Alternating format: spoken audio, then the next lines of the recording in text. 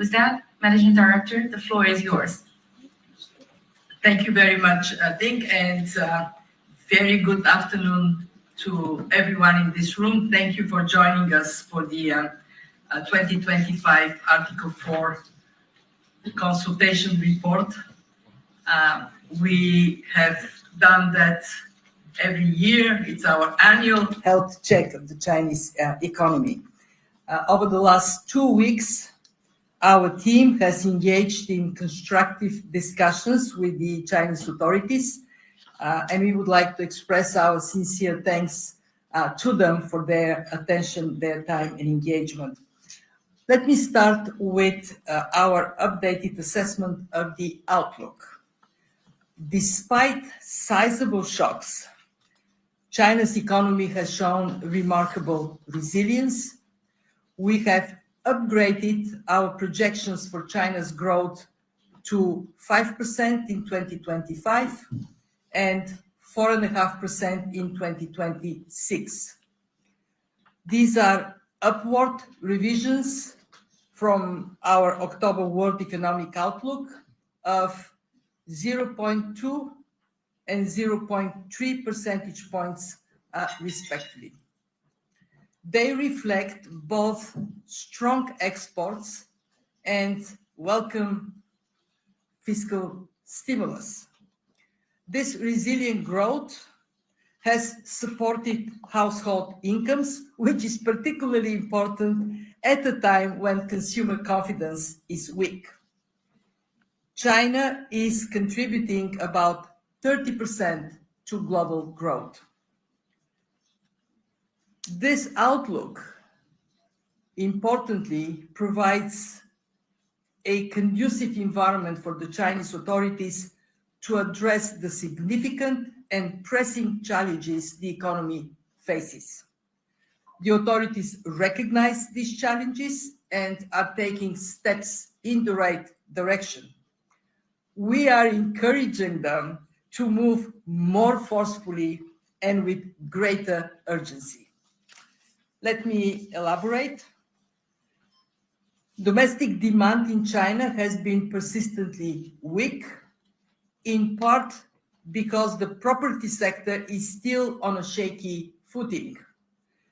This has depressed consumer confidence, leading to weak consumption and deflationary pressures.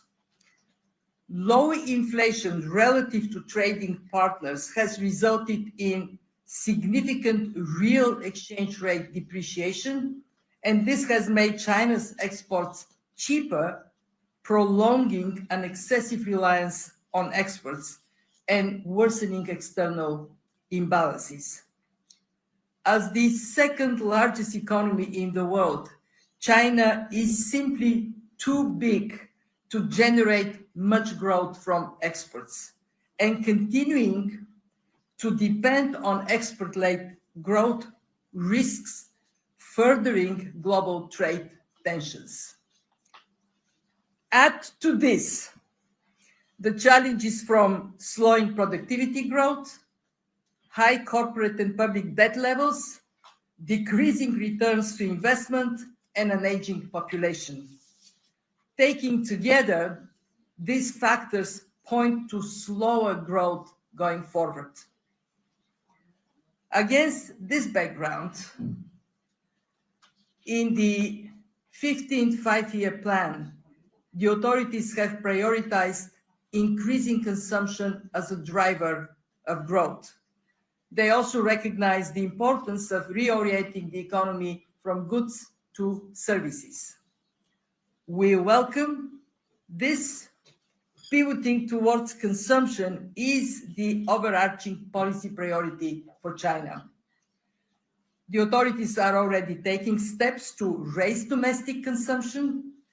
They have adopted an expansionary fiscal stance, eased monetary policy, and implemented some targeted measures to reduce excess savings and address involution. They gradually increased the retirement age, which will help expand labor supply and raise medium-term growth prospects. And they have raised subsidies for the elderly, for childcare, to boost the services sector. Still, more is needed. In our discussions, we recommended more forceful measures to be implemented with greater urgency. Let me highlight three key areas of focus. First, tackling domestic imbalances and, in particular, deflationary pressures. This would require even more expansionary macroeconomic policies paired with the necessary reforms to reduce excess savings. We recommend a comprehensive macroeconomic policy package focused on additional fiscal stimulus, supported by further monetary policy easing and greater exchange rate flexibility. Fiscal policy should prioritize strengthening the social protection system to give people the confidence and security they need to spend more and save less. Our analysis suggests that raising social spending, especially in rural areas, and accelerating cocoa reforms that provide migrant workers with access to social benefits can boost consumption by up to 3 percentage points of GDP in the medium term. At the same time, public investment in industrial policies in support of selected firms and sectors should be scaled back. This would increase productivity by improving resource allocation and putting market forces in the front seat. Reducing the size of industrial policy support would also generate fiscal savings, which could be redeployed to increase social spending and resolve the problems of the real estate sector. Ultimately, boosting consumption would unlock the potential of China's vast domestic market, resulting in smaller internal and external imbalances and a more durable source of growth. Second area of focus, structural reforms to lift medium-term growth. We recommend reducing regulatory burdens, lowering barriers to internal trade, particularly in the services sector, leveling the playing field among firms, and implementing labor market measures to reduce skill mismatches and youth unemployment. These reforms will also help harness the full potential of new technologies, notably in the area of artificial intelligence and energy efficiency. We know that China's digital infrastructure is well prepared to reap substantial gains from AI, but care needs to be taken to mitigate labor market dislocations and guard against new financial stability risks.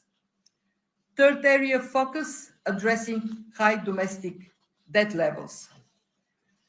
Years of high investment have left China with high public and corporate debt, and that leads to elevated risks.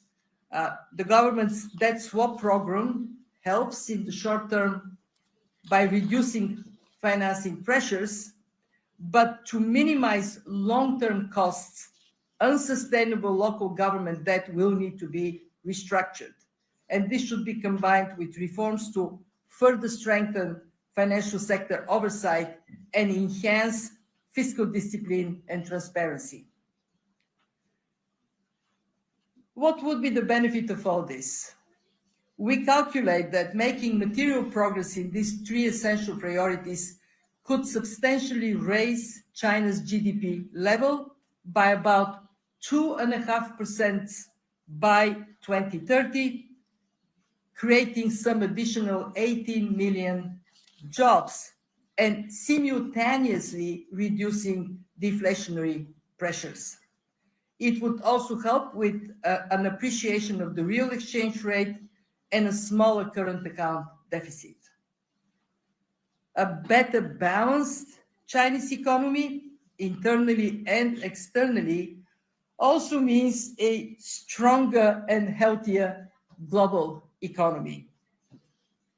To sum up, China has the opportunity to reach a new stage of development in which its growth engine switches from investment and exports to domestic consumption, and its economy reorients from goods to services.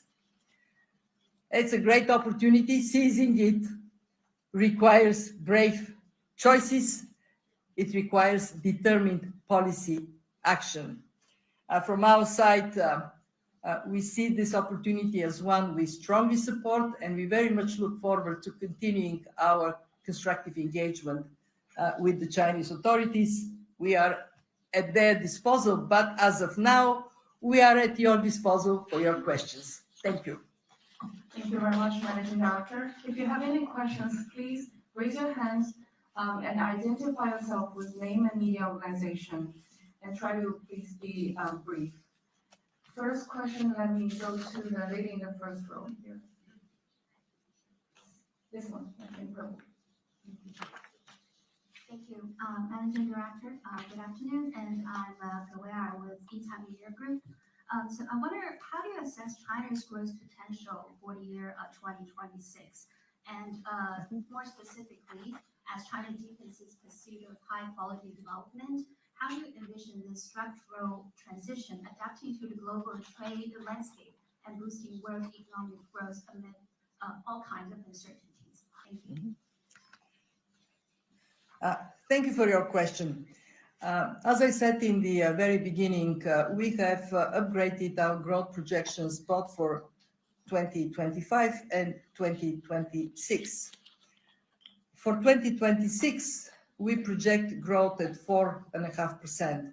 This is below the level we project for 2025. In other words, we do see a slight slowdown in economic growth in China for two reasons.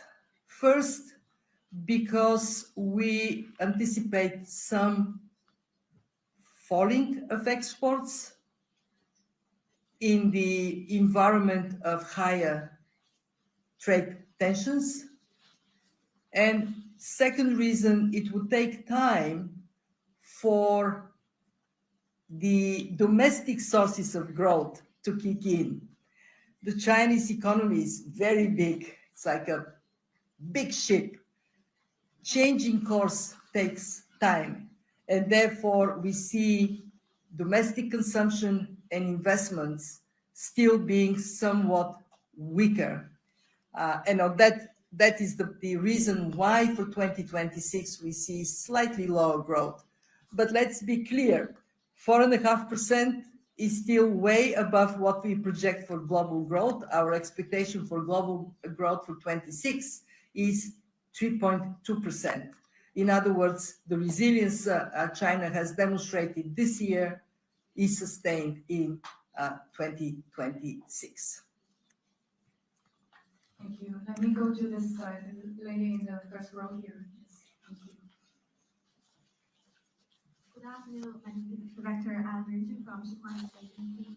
And my question is, China has proposed its new 5-year plan, and what aspects are your major focus in what you expect in the coming 5 years in terms of new ideas, new opportunities, which will shape China's future? Thank you.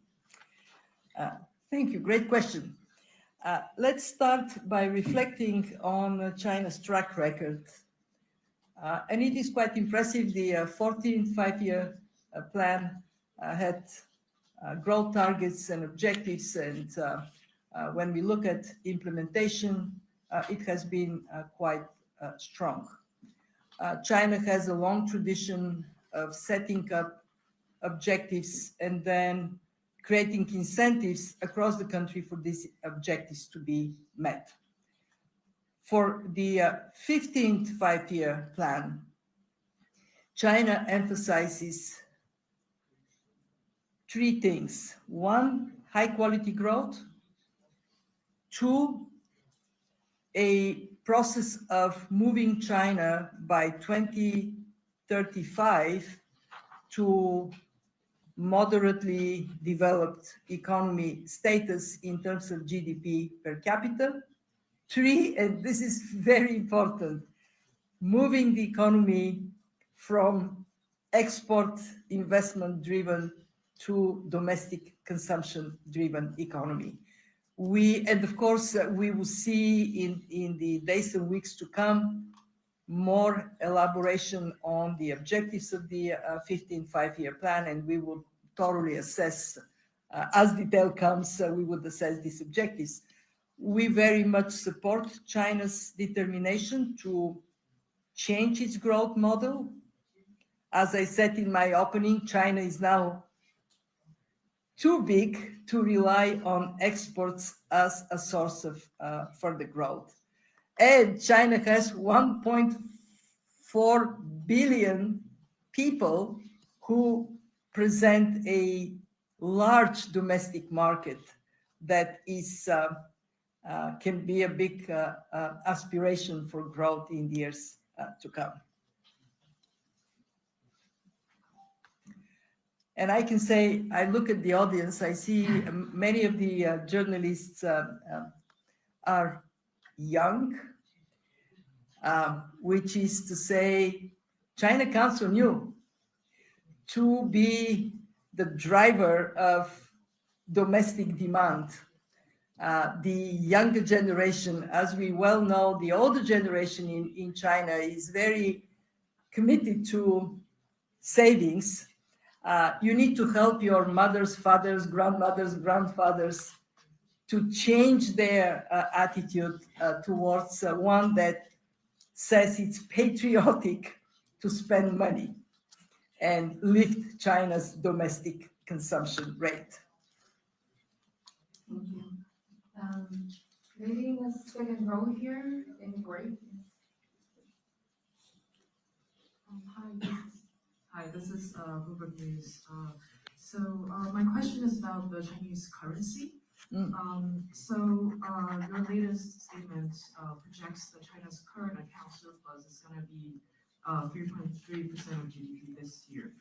And I saw that in the external sector reports released earlier this year, the IMF estimated that the yuan was undervalued by 8.5% based on last year's current account surplus, which was 2.3%. My question is, what does that mean for your current assessment for the undervaluation of the yuan? And what kind of recommendation did you make to the central bank in terms of the exchange rate? Did you recommend that to appreciate? Yes, you're correct. In the latest external sector report, we concluded that the external position of China in 2024 was assessed to be moderately stronger than the level implied by medium-term fundamentals and desirable policies. For 2025, as you indicated in your question, indeed, the year-to-date current account has increased further. We will provide our assessment in the 2025 report. It is forthcoming. I also recommend that you look at the Article 4 report, where we will include some additional analysis when the report is published.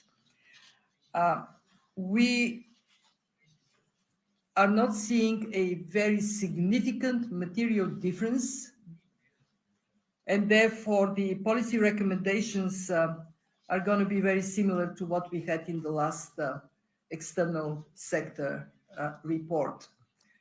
We would like to see China with exchange rate that is flexible on both sides, up or down, based on fundamentals.